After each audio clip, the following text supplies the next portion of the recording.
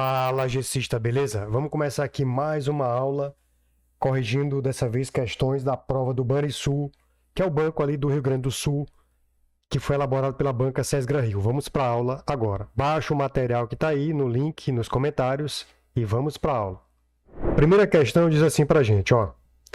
Considere um computador que utiliza o sistema operacional Windows 10 e no qual o botão esquerdo, veja que ele destacou o botão esquerdo, que é o botão convencional que a gente utiliza. Ó. Então, no Windows 10 está usando o botão esquerdo.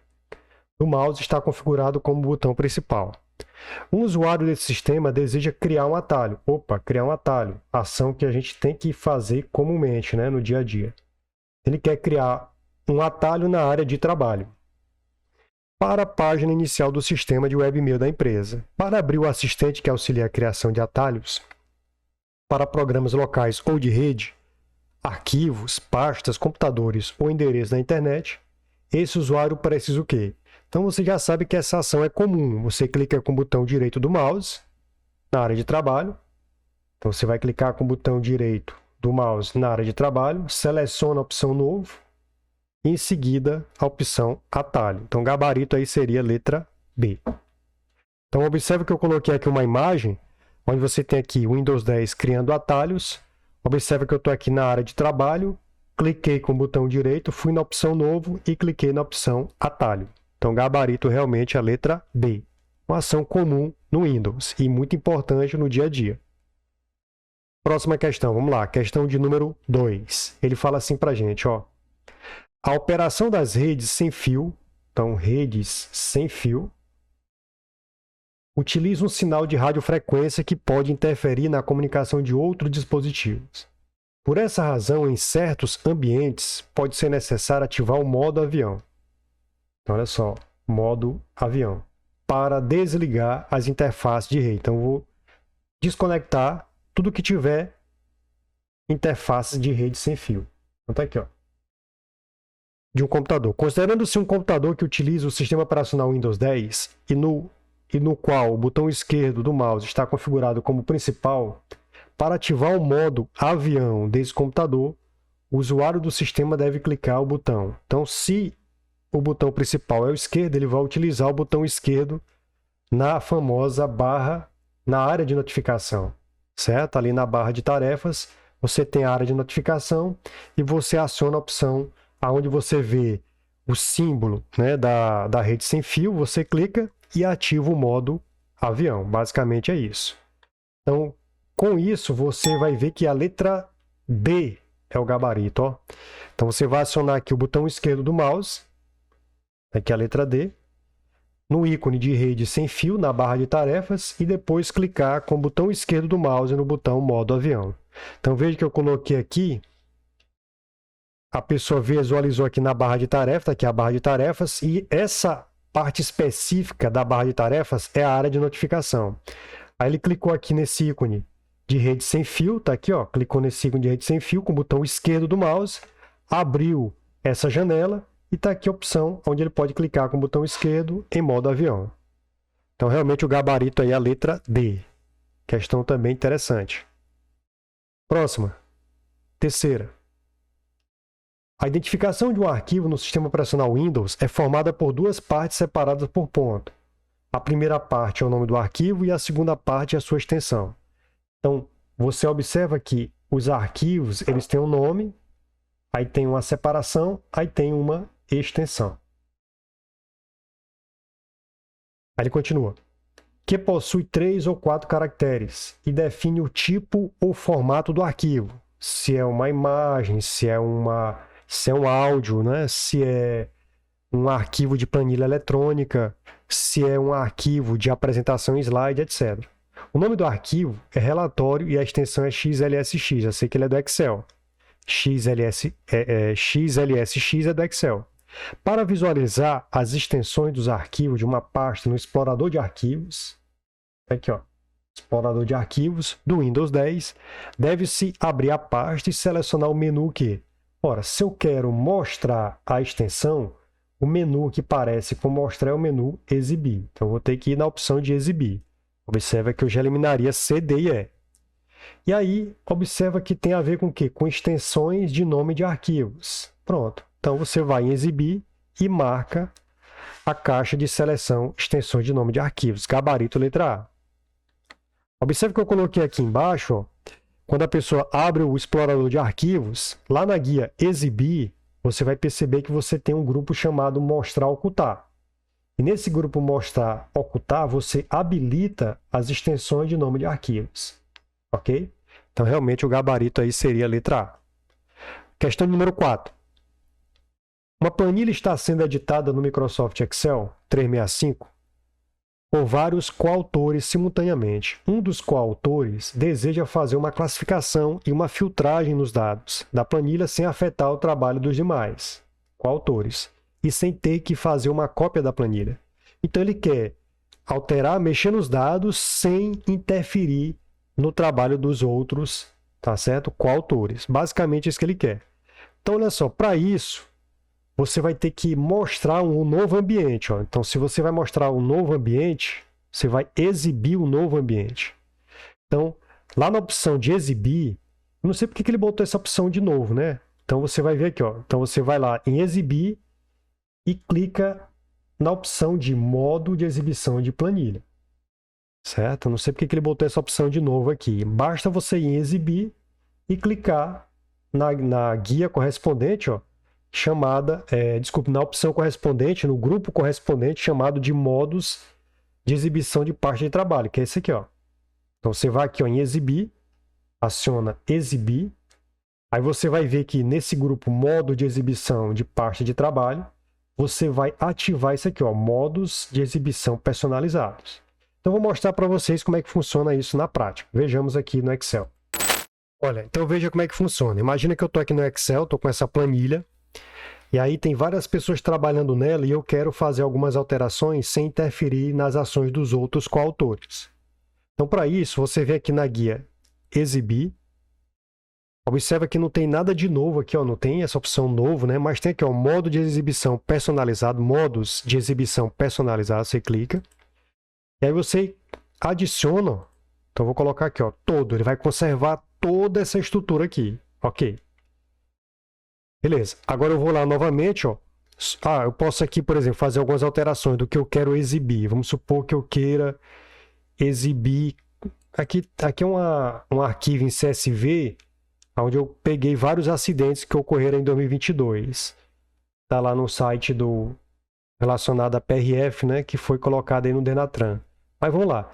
Aí eu vou ocultar tudo isso aqui, ó. Vamos supor que eu oculte isso aqui, ó. Seleciono, botão direito, aí mande ocultar. Pronto. Então, observa que está sendo mostrado só isso aqui, ó. Certo? Isso aqui está sendo mostrado para mim. Aí eu posso vir lá, o modo de exibição, adiciono, aí eu coloco assim, ó, causas, acidentes. Observa que eu não vou interferir em nada das outras pessoas. Pronto. Salvou isso aqui. Vamos supor que eu queira relatar só mesmo as cidades. Eu vou ocultar também isso aqui, ó. Oculto. Aí eu posso ir lá novamente. Vou ocultar. Aqui tem os horários, né? Beleza, só para você ver. Eu vou lá em modo de exibição. Adiciono. E coloco aqui, por exemplo, com municípios. Ok. Pronto, então eu tenho 3 modos de exibição que não interferem no original. E aí eu posso vir aqui, ó. Volto para mostrar tudo. Ele mostra tudo, ó, que eu tenho aqui na planilha. Aqui eu posso trabalhar somente com as causas do acidente, ó, somente com as causas do acidente, sem interferir no original. E aqui eu posso também trabalhar só com os municípios. Aí eu posso fazer minha filtragem, eu seleciono. Aí você vem aqui em dados, aí você pode, por exemplo, fazer o filtro. Por exemplo, você vem aqui na opção de filtro, e você pode fazer as filtragens sem interferir. Eu quero saber os acidentes que ocorreram na cidade de Água Clara, por exemplo. Dou um OK, tá aí, ó. Então você vai vendo que você pode fazer sem interferir no que os coautores estão fazendo. Eu estou fazendo algo à parte. Esse modo de exibição foi eu que criei à parte e não interfere na edição do original. Tudo bem? Aí terminei de mexer, eu posso agora ir novamente lá em exibir, modo de exibição, manda exibir todo, mostra, e aí vai. Eu posso fazer isso várias vezes, sem problema nenhum. Causa dos acidentes, e posso voltar à exibição com municípios onde eu estava, e aí volta sem interferir em nada. Ó. Tudo bem? Então, basicamente, esse recurso que ele quis mostrar. Mas veja que basta você vir exibir, ele falou em novo, não precisava, bastava vir exibir no grupo modo de exibição de parte de trabalho e clicar em modo de exibição personalizado. Basicamente isso. Então, vamos voltar para a questão. Voltando aqui para a questão, gabarito realmente é a letra C, só que você poderia questionar essa ideia de pressionar o botão novo. Você viu que eu não precisei fazer isso. Então, uma planilha está sendo modificada no Excel por várias pessoas. Uma dessas pessoas deseja fazer uma classificação e uma filtragem dos dados sem afetar o trabalho dos demais. O que foi que eu fiz? Eu simplesmente exibi novas formas de ver aquela planilha, ou seja, novos modos de exibição da planilha. Então, gabarito letra C. Mas você poderia questionar que não precisaria pressionar o botão novo. Não precisa. Então, gabarito aí para a banca será a letra C. Próxima, quinta. Um usuário fechou indevidamente uma guia no navegador web Google Chrome em uma máquina com Windows 10. Um modo de abrir novamente a última guia fechada nesse navegador ou as guias que foram fechadas de forma inesperada é você pressionar Ctrl Shift T, letra E, o gabarito. Tudo bem? Esse Ctrl N seria uma nova janela, que também cai muito em prova. E o outro é o Ctrl T, que é uma nova guia. Esses aqui caem bastante em provas. Tudo bem? Então, gabarito aí, letra E. Sexta. Os serviços de segurança de uma empresa são implementados por mecanismos de segurança e visam satisfazer os requisitos da política de segurança dessa empresa. Para aprimorar o serviço de segurança que controla o acesso aos sistemas de informação, o controle de autenticação, ó, autenticar, verificar quem é a pessoa, se ela é autêntica. Em uma etapa de verificação está sendo substituído pelo controle de autenticação em mais de uma etapa de verificação, ou seja, a mais de uma etapa. Porque, geralmente, você observa que as etapas que você observa na hora que você está trabalhando são o quê? São as etapas onde você coloca seu e-mail, geralmente você coloca seu e-mail e sua senha. E isso é muito fácil para ser capturado. Então, eu preciso de mais um fator. Um fator aqui está relacionado à sua senha. Então, eu poderia, por exemplo, pedir que você me confirmasse através do seu aparelho celular. E fizesse uma confirmação de que você está utilizando aquele navegador em outro computador. Então, eu poderia pedir para que você fizesse uma outra confirmação. Ou que você, através de um outro, aqui seria um fator, né? Ou que você, através de um número, eu enviasse um conjunto de números para você e você digitasse esses números aqui, ó. Esse aqui seria um outro fator. Ou através de um certificado digital, né, que está lá no seu token, etc. Então, teria vários fatores que eu poderia cobrar para fazer o quê? Autenticação. Essa autenticação em mais de uma etapa é chamada de multifator. Então, quando existe mais de uma etapa para que eu possa acessar um sistema, isso quer dizer que ali são multifatores, tudo bem? Cada fator é esse, por exemplo, identificar meu aparelho celular, identificar o meu fator relacionado a um código que foi gerado, etc. E assim funciona. Por exemplo, hoje na Caixa Econômica, eles fazem isso aí, né? Eles pedem de você uma senha, pedem uma senha e pedem que você gere um número que é enviado para o seu e-mail, cadastrado naquele banco de dados. Aí você tem lá o fator senha e o fator numeração gerada automaticamente. Então, esse controle em mais de uma etapa de verificação na hora da autenticação é conhecido como o quê? Multifator. Então, gabarito aí seria a letra E. Aí eu peguei aqui, pessoal, você vai dar uma lida, é muito importante você ler isso aqui, onde você tem aqui, ó, você tem verificação de duas etapas, onde eu tenho dois fatores, ou se eu tenho mais de um fator, multifator.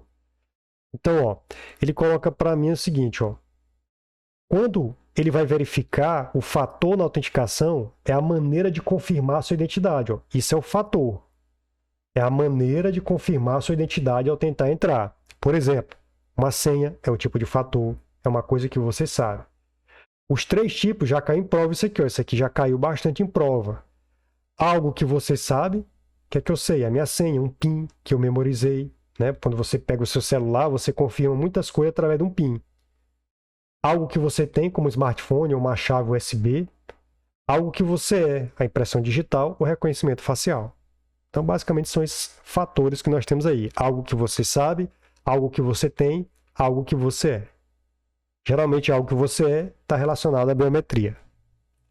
Então, muito interessante esse artigo aqui que eu peguei no site da Microsoft. Então, dê uma olhada lá, ó, no próprio suporte da Microsoft. Muito interessante isso aqui.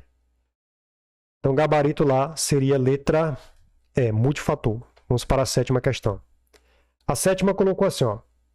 Quando o usuário cria uma conta no Skype, um dos dados de cadastro desse usuário pode ser utilizado tanto como login para acesso, né, quanto para recuperar o contato do mesmo usuário, no caso de ocorrência de erros. Esse dado é o quê? É o telefone celular, poderia ser o e-mail, ou poderia ser sua própria conta Skype, né, mas no caso pode ser o telefone celular, o e-mail ou sua própria conta Skype. No caso aqui, telefone celular, gabarito letra A. Okay? Aqui é quando você vai cadastrar, você pode tanto usar, quando você vai criar a sua conta, você pode usar o seu número de telefone ou seu endereço, que pode ser qualquer um aí. Gmail, o próprio Hotmail facilita mais, né? Outlook, e aí vai. Próxima. Deseja-se inserir no site de um banco mensagem de áudio que possam ser enviadas via e-mail. Tais mensagens deverão estar em um formato de áudio sem compressão. Então, ele quer um formato, está bem claro aqui, ó, formato de áudio e que não haja compressão e com alta qualidade, podendo ser reproduzidas pela maioria dos players de som. O formato de áudio que atende às especificações apresentadas é o letra B não pode ser JPG porque é imagem. Imagem. Assim como PNG, TIFF, GIF, certo? Então, tudo isso aqui tem a ver com imagem. PDF é documento portátil, então tem a ver com documento. Ele vai conservar a formatação, então não tem nada a ver. MP4 tem a ver com vídeo, todo mundo conhece aí o formato de vídeo. Agora eu ficaria entre A ou E.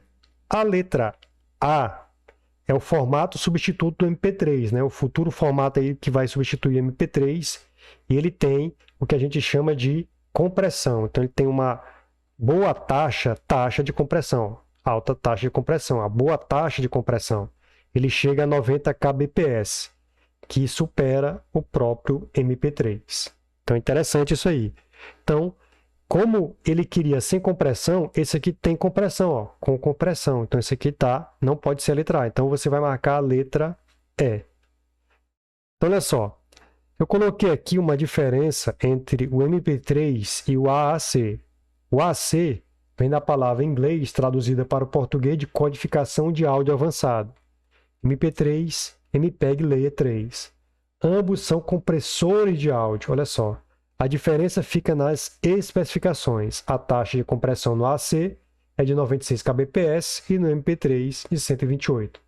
Isso significa que os arquivos AAC têm melhor qualidade e menor tamanho. Não à toa são o futuro.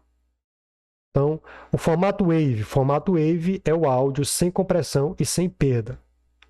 O Wave é o formato de áudio sem compactação e sem perda desenvolvido pela Microsoft em 91, em parceria com a IBM. Então, como ele queria aqui na questão, o formato de áudio sem compressão, não poderia ser letra A, gabarito, letra E. Vamos lá. Questão 9. A questão 9 diz assim: uma equipe está desenvolvendo uma ferramenta de análise de dados para obter informações sobre hábitos de compra de clientes de uma cadeia de armazéns. Essa ferramenta, além de identificar e recomendar algo, olha só, essa ferramenta, ela vai recomendar, essa palavra aqui foi chave, ó. Você tem que ter cuidado com essa palavra aqui, ó, recomendar os melhores cupons de desconto que podem ser concedidos aos clientes, com base nos seus hábitos de compra. Também deverá mostrar o impacto da emissão desses cupons nas compras futuras. Nesse caso, a análise de dados feita por essa ferramenta é a. Então, geralmente, em provas, você tem a análise descritiva, que também é chamada de exploratória. Aí você tem também a preditiva, análise preditiva. E você tem também, que é um V, viu? Preditiva, e você também tem a prescritiva. Olha, a prescritiva também ela é chamada de análise de recomendação. Olha que interessante, ó. Análise de recomendação. Olha que interessante, ó. Recomendação. Você tem que gravar essas palavras-chave. Ó, se na prova ele quisesse que o gerente soubesse de dados hoje, nesse momento, aí seria descritiva. Se eu quisesse, tá certo? Por exemplo, relacionar algo, prever um cenário no futuro, aí já seria preditiva. Mas lembrando, essa preditiva, ela tem que ter uma base de dados histórica, ela tem que ter uma base de dados, inclusive já foi prova do Banco do Brasil. Então, ela vai ter que ter uma base de dados anterior, um histórico de dados, e aí ele vai, através dessa análise, criar cenários no futuro. Ele vai prever cenários. Tem que ter uma base de dados. E a prescritiva é a chamada análise de recomendação. Tudo bem? Então, a prescritiva ela vai indicar as melhores decisões que podem ser tomadas de acordo com cada cenário. Então, a palavra-chave aqui, pessoal, recomendar. Recomendar, com certeza, letra C, prescritiva. Cuidado com isso. Se ele quisesse uma análise dos dados nesse momento, agora, descritiva. Se eu quisesse, através da minha base de dados, prever um cenário futuro, aí era preditivo. Cuidado que isso aí vai estar na sua prova do Banco do Brasil, com certeza. Vamos lá, questão 10 diz assim. Para implantar cursos superiores na modalidade Educação à Distância, EAD, uma instituição de ensino superior precisa cumprir certas exigências do Ministério da Educação, comprovando apoio aos estudantes. Olha só, então ela tem que comprovar apoio aos estudantes. Ok. E capacidade de desenvolver atividades específicas. Uma das exigências do MEC para autorizar a implantação de cursos superiores na modalidade EAD é que a instituição de ensino superior apresente o quê? Bom, não sei se você já ouviu falar de polos. Existem polos que são justamente o quê? São os ambientes físicos descentralizados. Então você marcaria a letra B, ó. São os famosos polos. Ambientes físicos descentralizados para atividades pedagógicas presenciais. Você vai lá no polo, que representa aquela faculdade na sua cidade, e você vai fazer as atividades necessárias para que você possa cumprir as exigências do MEC. E administrativos relativos aos cursos ofertados nessa modalidade. Então, gabarito letra B. Eu coloquei até aqui esse informativo do MEC que fala assim, o que é um polo de educação à distância?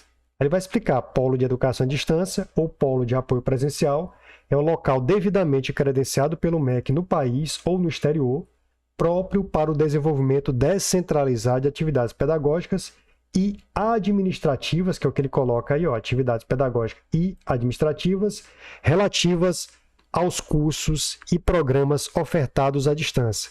É no polo que o estudante terá as atividades de tutoria, presencial, biblioteca, laboratórios, teleaulas, avaliação e poderá utilizar toda a infraestrutura tecnológica para contatos com a instituição ofertante e ou participantes do respectivo processo de formação. Então, peguei isso aqui no próprio portal do MEC. Tudo bem? Então, gabarito letra B. Sendo assim, eu encerro essa correção dessa prova elaborada pela banca SESGRAN Rio para o concurso do Banco do Rio Grande do Sul, Barisul. Tudo bem? Então, espero ver vocês nas próximas aulas. Continue esse treinamento que vai ser importante para quem vai fazer o concurso do Banco do Brasil e outros concursos que você venha a participar futuramente. Então, um grande abraço e até mais.